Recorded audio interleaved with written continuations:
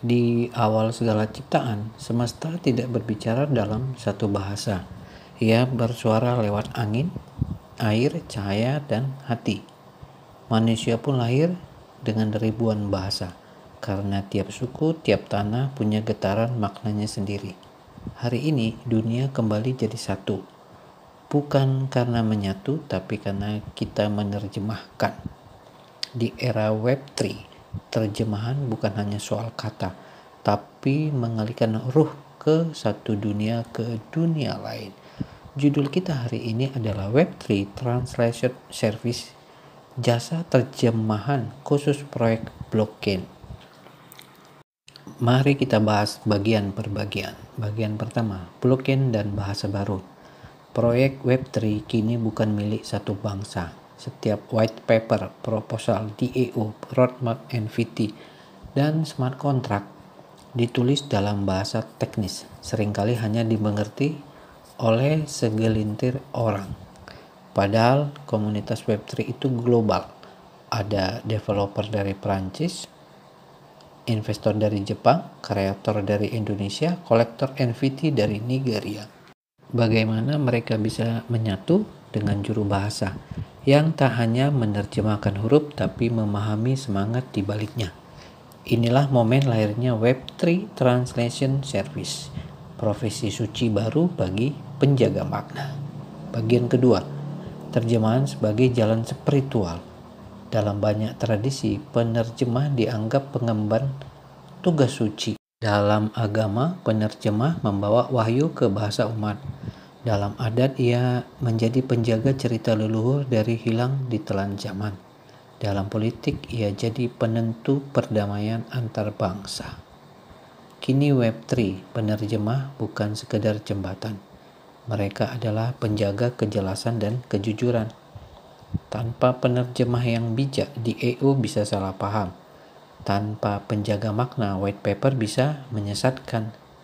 Tugas ini spiritual. Kamu harus menyatu dengan roh dari penulis, lalu melahirkan kembali makna dalam bahasa yang berbeda, tanpa kehilangan nyawa aslinya. Bagian 3, skill biasa tapi bernilai tinggi. Cuma bisa bahasa Inggris dikit-dikit, gak punya sertifikat, belum pernah menerjemai proyek Web3. Tapi Web3 bukan dunia gelar, ia dunia kepercayaan dan komunitas. Jika kamu bisa membaca white paper dan mengerti maksudnya, menyampaikan ulang dalam bahasa Indonesia, membantu komunitas paham DAO, tokenomics, dan edukasi blockchain, maka kamu dibutuhkan. Bahkan, proyek-proyek Web3 di luar negeri sedang mencari penerjemah lokal untuk menjangkau pasar Asia Tenggara. Dan Indonesia adalah harta karun audiens Web3 yang belum tergarap penuh. Bagian 4, bagaimana memulai. Pertama, tentukan bahasa yang kamu kuasai. Misal Inggris Indonesia, Jepang Indonesia, Mandarin Indonesia. Fokuskan pada bahasa yang kamu rasa nyaman dan hidup di dalamnya. 2, pahami istilah dasar blockchain dan Web3. Belajar anti DAO, tokenomics, airdrop, staking, dan lain-lain. Karena kamu bukan cuma nerjemahi, tapi mengedukasi lewat kata. 3, bangun portofolio kecil, terjemahan white paper terkenal seperti Ethereum atau Solana ke bahasa Indonesia.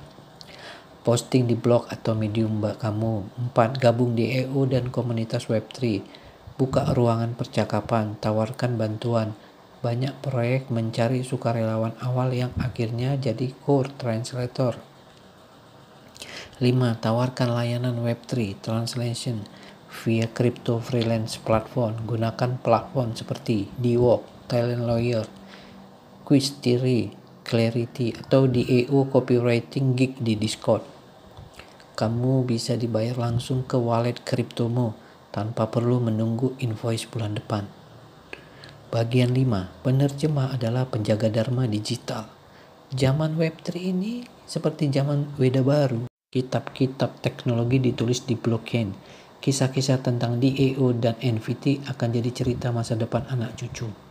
Jika kamu ikut menerjemahkan itu, kamu bukan sekedar kerja, kamu sedang menjaga warisan digital dunia. Bayangkan kamu menerjemahkan white paper proyek NFT yang mendigitalkan naskah kuno Nusantara, atau kamu menyuarakan DEO spiritual yang membangun platform persembahan virtual, atau kamu bantu ibu-ibu di desa memahami bagaimana menjual kerajinan lewat blockchain. Itu bukan profesi biasa, itu pelayanan jiwa. Di era ini, bukan hanya orang yang bisa coding yang penting, tapi mereka yang bisa membuat makna menjadi terang. Dan kamu dengan kemampuan bahasa dan rasa bisa jadi juru terjemahan zaman baru. Ketika kata dipilih dengan cinta, maka blockchain pun bisa bicara seperti kitab. Ketika makna disampaikan dengan hati, maka DEO pun bisa jadi desa gotong royong digital. Seperti biasa penutup, kami memberikan sebuah pantun. Suara blockchain makin menggema, tapi tak semua paham artinya. Tugasmu bukan hanya bicara, tapi membawa makna dengan jiwa. Ahoy! Sampai ketemu di episode berikutnya. Jangan lupa like, komen, dan subscribe.